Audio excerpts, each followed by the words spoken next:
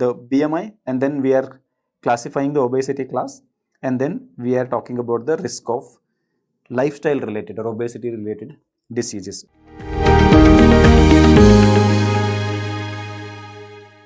Hi guys, Dr. Patil here, and I welcome you to the PrepLadder NEET SS YouTube channel. And in this video, we will be taking a quick look at one of the treasure from the PrepLadder NEET SS platform. So if you are using the PrepLadder app, then you see on the app something called as treasures. And if you click in and go inside, you will see multiple files organized along the chapters or systems where you have condensed extremely high yield information.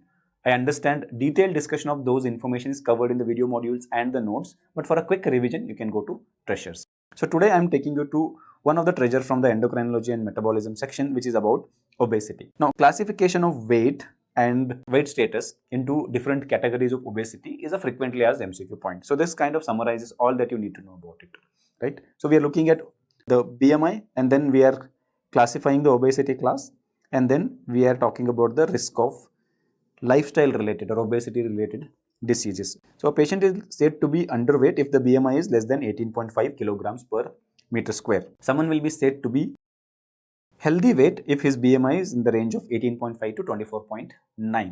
25 onwards is again not healthy. So if it is 25 to 29, you can call him as overweight. 30 to 34.9, it is obesity.